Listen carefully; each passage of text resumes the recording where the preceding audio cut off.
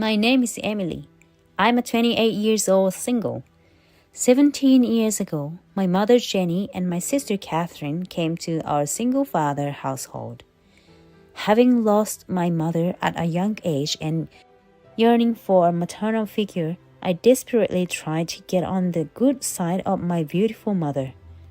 I also remember being overjoyed at having a sister since I had always looked for siblings. Both my mother and sister praised our house when they visited, saying, "Oh, what a wonderful home!" Our home was a stylish, two-story, brick-built Western-style house located in a high-end residential area. I believed we would live happily in this house as a family of 4. My mother recognized my efforts and started asking me for various helps. At 11, I had become proficient in all household chores. On the other hand, my sister Catherine seemed not to like me being favored by our father and was mean to me from the start. "I've never seen a lazy person like you. That's why you are so fat." Yes, I've been chubby since I was young, and it was a complex for me. However, in my view, the lazy one was my slim sister, and I didn't think laziness was related to being overweight. If I talked back, I'd be accused of being mean to Catherine, or she'd tell my parents, "She's picking on me because I'm a stepchild." So I just endured silently. When I was 15 and my sister was 17, a 17-year-old boy named Tom moved in next door. Tom was handsome, and both my sister and I were aware of him. One day, while I was cleaning the garden, Tom praised me, saying, "Emily, you're always doing household chores. That's great." Seeing this, my sister later accused me, "You're just pretending to be good because Tom is watching. You are really good at this, aren't you? Don't get carried away, okay? There's no way Tom would be interested in someone fat like you." Although I was used to this, being called an unattractive woman by Tom hurt me deeply. It seemed my sister liked Tom, but nothing developed, and she married another man and left the house a year ago. Soon after, my father fell ill and passed away. Before his death, he called me to his sick bed and firmly held my hand, saying, "Emily, please take care of your mother.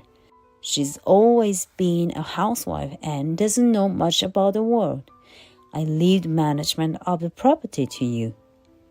After my father's death, when settling his estate, I discovered he had many debts, and even with life insurance, there was hardly any inheritance left. Moreover, there was a mortgage of $2,000 per month on the house, with 5 years remaining, which I had to take over. Although I'm a full-time employee at a major company, I have no confidence in my appearance and dislike meeting people, so I work from home. I was able to take on the mortgage. I decided to give my mother a monthly allowance and pocket money out of my own salary. This is all? What about his inheritance? My mother frowned. There wasn't much left in the inheritance. So could you manage within this limit? My mother seemed somewhat skeptical, as if she doubted me.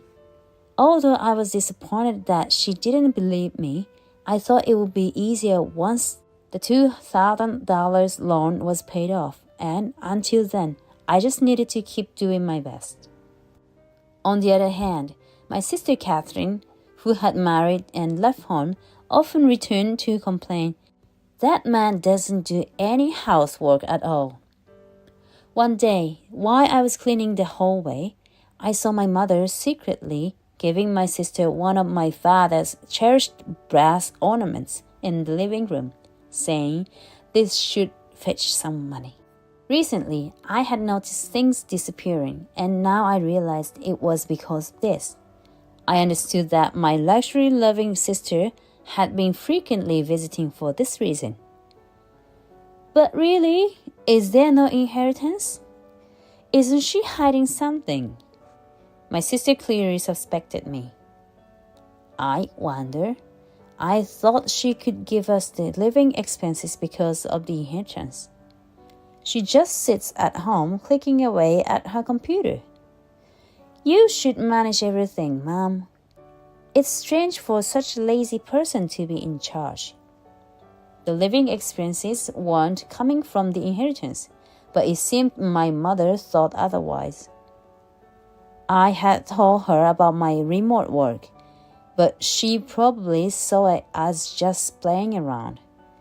It was sad to see my father's favorite items disappearing, but since it was difficult to manage on my salary alone, I decided to turn a blind eye to their actions.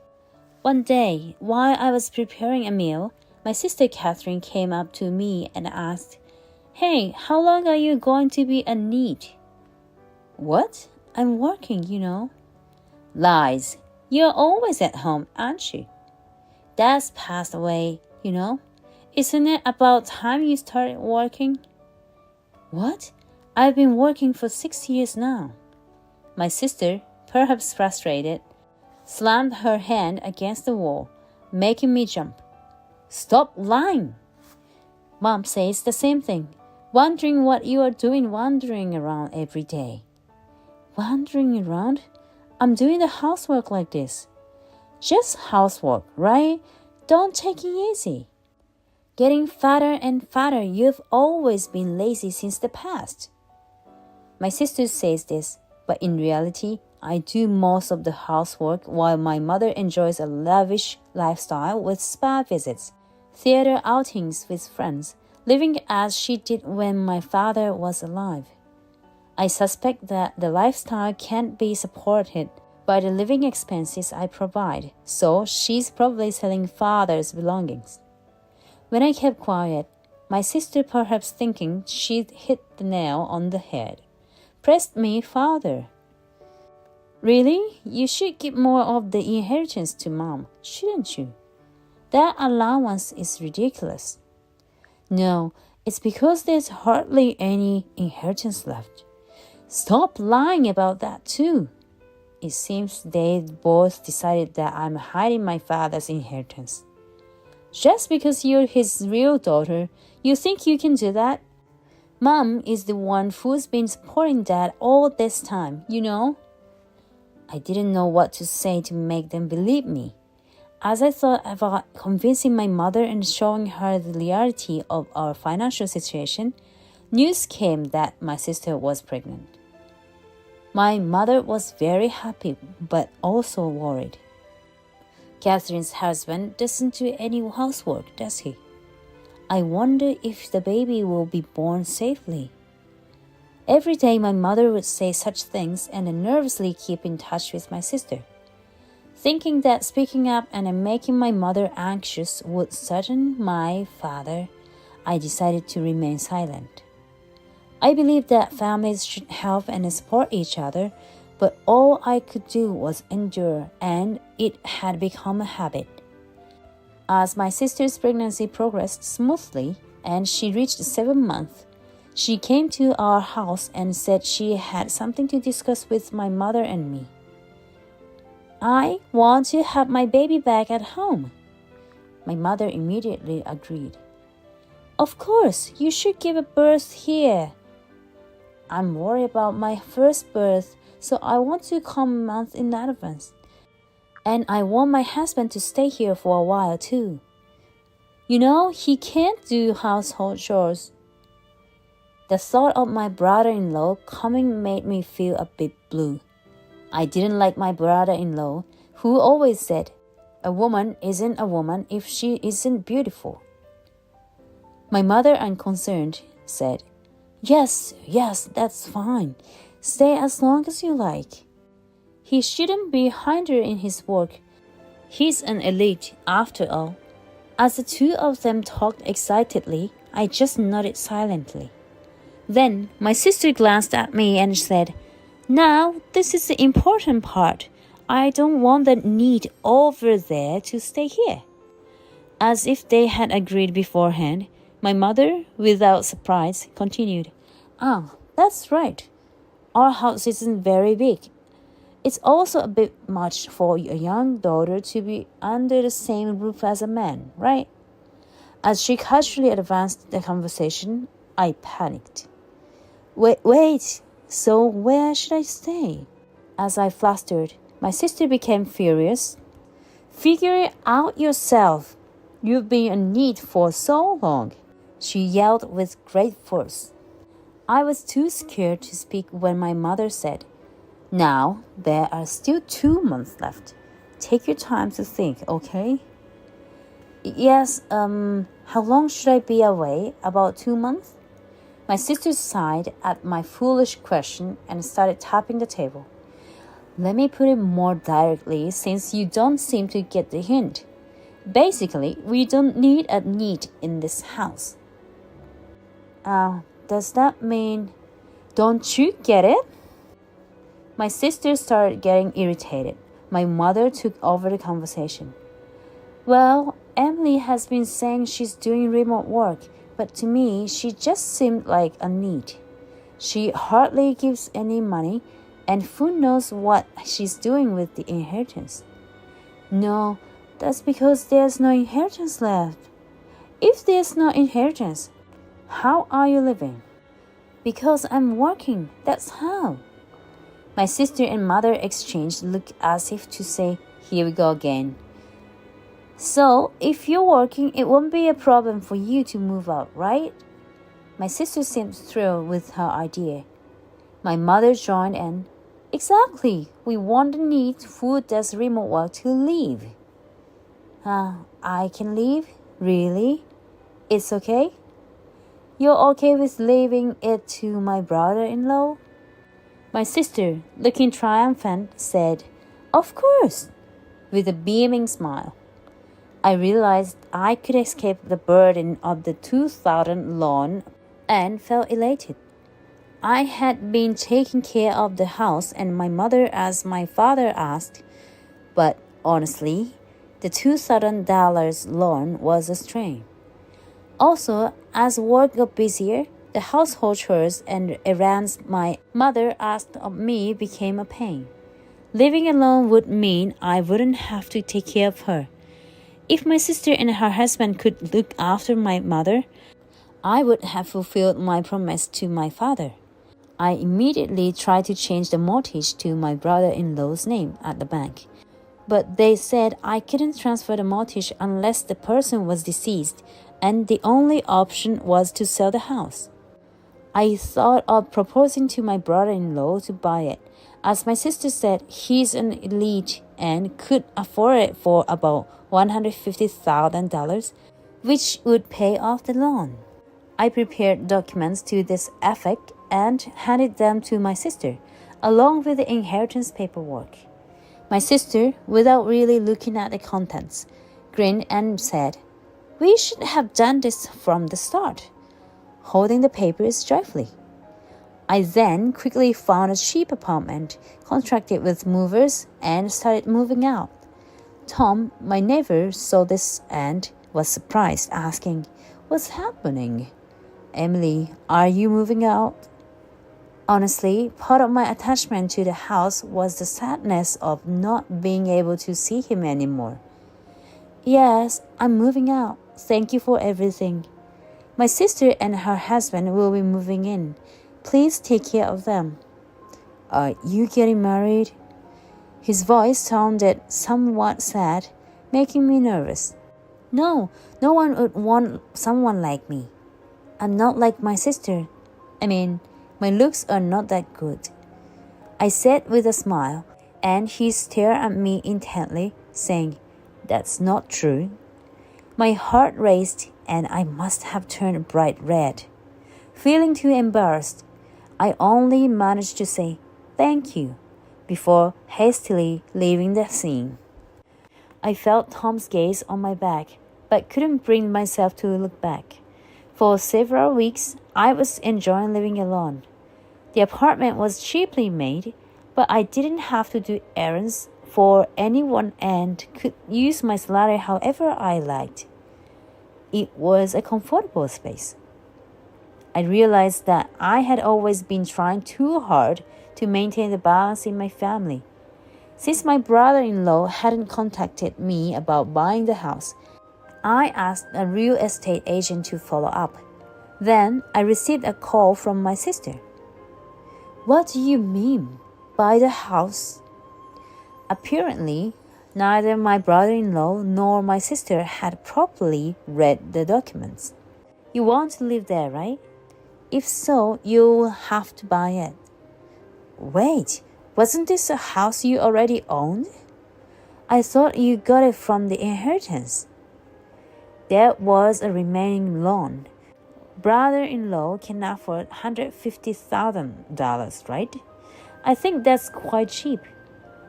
"What? Cheap? We were supposed to get it for free." I was astonished by her assumption that they could get the house for free. $150,000 was a bargain for that location and house. That's not how it works. Anyway, if he's not buying, I'll look for another buyer. They might offer a higher price." "Wait, hold on. Let me pass the phone to him." My brother-in-law came on the line. "Hello, this is different from what I heard." "I don't know what you were told, but if you're not buying and still want to live there, you'll need to pay rent." "How much?" "The mortgage repayment is $2,000. "I can't pay that much." "At most, $500. "You won't find a renter for that price for this property." "Anyway, I didn't hear about this. I'm not paying a penny." With that, the call ended. I tried calling and emailing my sister and mother multiple times, but neither responded. With no other choice, I asked the real estate agent to arrange the sale of the house. I went to the house with the agent to get it appraised. The garden was untainted and the windows were dirty, a stark contrast to when I was living there. When the agent and I entered the house, my sister, her husband, and my mother looked shocked. What are you doing here?" "What do you mean? I'm selling this place." The real estate agent, knowing the situation, stepped forward and said, "You are trespassing, so please leave soon, okay? Otherwise, we'll have to call the police." "The police?" My mother was trembling with fear, her legs shaking. My sister turned to her husband and yelled, "You said everything was settled, right?" "What? I came here because I was told we could live for free. And now you're saying pay $50 million or $200,000 a month? That's ridiculous." Apparently, they hadn't really discussed anything. My mother collapsed on the spot, weeping. "So what now? We have to leave this place?" "It's the consequence of a life spent depending on others."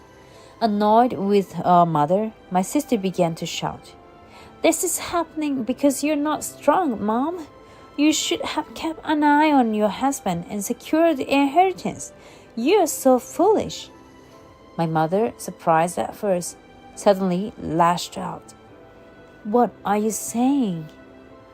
Your husband, the so-called elite, is just a contract worker at a subcontractor's factory. I know that, I have an eye for men." My sister recoiled at our mother's outburst, and my brother-in-law awkwardly scratched his head. "I was deceived too. After getting married, I found out he's just a contract worker at a factory." "You're a foolish one. Always focusing on your appearance, never doing anything for the house, and then ending up with a man who can't earn properly. You're really useless." For the first time, I felt like I was seeing my mother's true nature. My sister was wailing like a mad woman, while my brother-in-law cowered in a corner. What were my father and I, who always served this mother, thinking? At the same time, I felt relieved that I could now leave this place with peace of mind. Leaving them to their argument, I stepped outside with the real estate agent, and then Tom appeared in the garden. I've lost the pleasure of looking at your garden since you left, Emily. His intense gaze made my heart race. But a beautiful sister has arrived, hasn't she? I mentioned my sister in my usual way. Tom said with a look of distaste. Actually, she tried to make a move on me. She's quite something. It seemed my sister had tried to seduce Tom despite her pregnancy. I awkwardly said, Well, this house is going to be sold. I don't think you'll see my sister again, to reassure him. So I won't see you either, Emily. Following that, Tom and I started dating, and after 2 years of courtship, we got married. He had always been watching me, working hard for my family. Since my sister's family and my mother continued to live carelessly in that house, they were eventually evicted by the police, called by the real estate agent. According to Tom, it was quite a commotion. The house sold for $300,000, so in accordance with the law, I gave half of the remaining $150,000, $75,000 to my mother, and another half to my sister. Instead of using it to find a good place to live, both of them apparently used it to pay off debts incurred from their frivolous spending and quickly ran out of money. Their eagerness for the inheritance was apparently to settle their debts. Now they live in a 2DK apartment rented by my brother-in-law, with my mother and the newborn baby, all 4 of them cramped together. When I occasionally check on them, my mother starts crying about how inconvenient the small apartment is and how my sister and her husband mistreat her. My sister scolds our mother and is constantly shouting hysterically at her disobedient child. Perhaps due to this stress, my sister has completely lost her former beauty and has become much heavier than me. I have never seen my brother-in-law around, as he seems to find it hard to stay at home. A family full of complaints and without someone to balance it. It feels like they might fall apart soon, but it's no longer my concern. Oh yes, after getting married, I moved into Tom's house and now live my life overlooking my former home. The old family home now houses a new family, and I can hear the lively voices of children. While continuing my remote work, I listen to those sounds and hope that one day I, too, will have children.